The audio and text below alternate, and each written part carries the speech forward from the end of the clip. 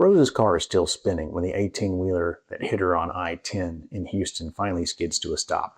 She can still hear that Katy freeway traffic backing up all around her. She doesn't know how badly she's hurt. But somewhere across town, where the smoke's even cleared, the phone is already ringing. The trucking company's crisis team is on the line. That's how it works after a serious 18-wheeler accident in Houston. The moment a truck goes down, larger trucking companies are activating their insurance carriers and their legal teams. Investigators get dispatched to the scene immediately.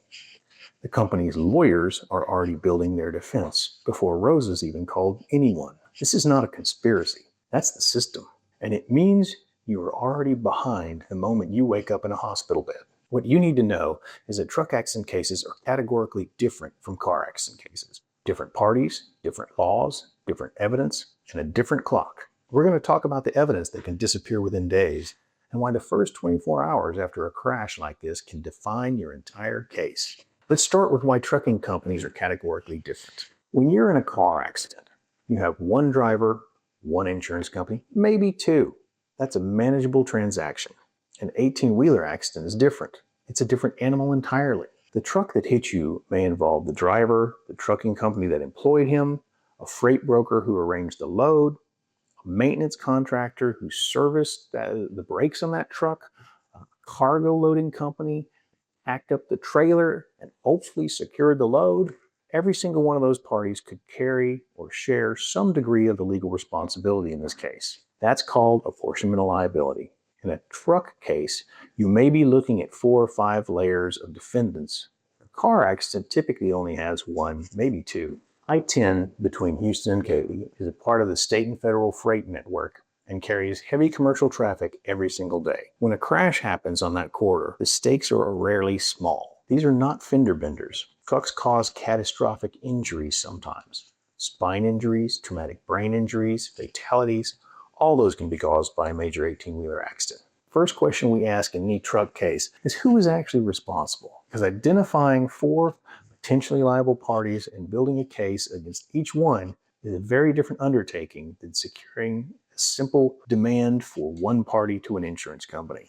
Most people never think to ask that question. You should not be one of them. The trucking company's legal team is counting on it. Now, on top of Texas law, there's an entire layer of federal regulation that applies anytime you're dealing with commercial trucks. That's the Federal Motor Carrier Safety Administration, which is called the FMCSA.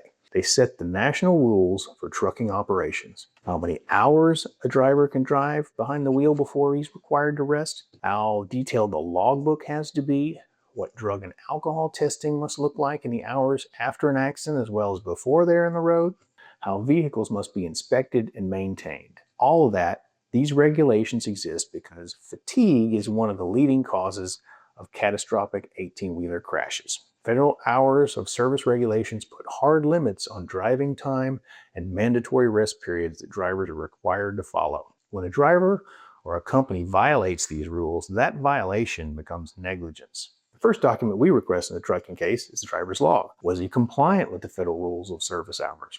How many hours was he on the road before the crash? How long had he been awake?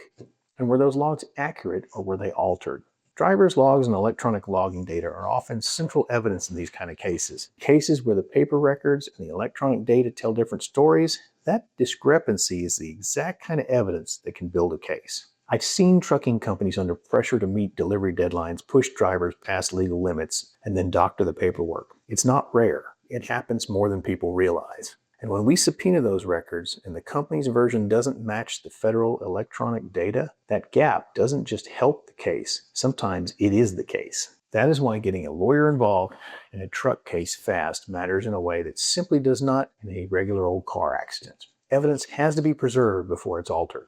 Here's what the evidence window actually looks like. There is a narrow period after a truck accident during which critical evidence still exists. Once that window closes, some of it may be gone permanently. One of the most critical pieces of evidence that we like to get is called the ECM, or the electronic control model. Think of this as the truck's black box. It records things like vehicle speed, braking, throttle input, and other critical data that may be relevant seconds before the impact or in the moments leading up. The data can be overwritten and destroyed within days, if not preserved.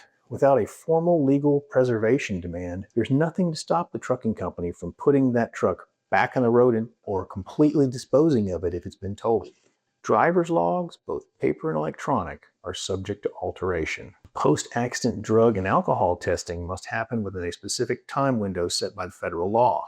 Miss that window and the data is simply gone. Maintenance records, inspection reports, cargo loading documentation, all of it has to be requested formally and immediately. The legal term for what happens when a party destroys or fails to preserve evidence they knew was relevant is called spoliation. Courts will take it seriously, but only if you have a lawyer who knows how to send a preservation demand before that evidence walks out the door. When our firm takes a trucking case, one of the first things that goes out is a written preservation demand to the trucking company. Do not destroy, do not overwrite, do not alter any records related to this vehicle, this driver, or this incident.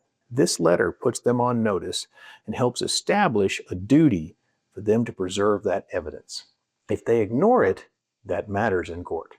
Here's what our first 24 to 48 hours on a truck case actually looks like. We send the preservation of demand to the trucking company and their insurance carrier.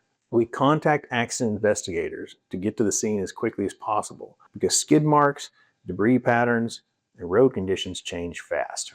We pull the driver's commercial driver's license history and prior violation record through federal databases. We identify every entity that touched this truck, this load, this driver before the crash. Sometimes that's 3 or more parties. Sometimes it's 6. We don't stop until we have the full picture. We also sit down with the client, not just about the accident, but about the medical treatment, about what insurance they carry, and about what has already happened since the crash. Because sometimes, by the time someone calls us, the trucking company's adjuster has already been in contact. And what a person says to that adjuster in the first 24 hours can complicate everything that comes after.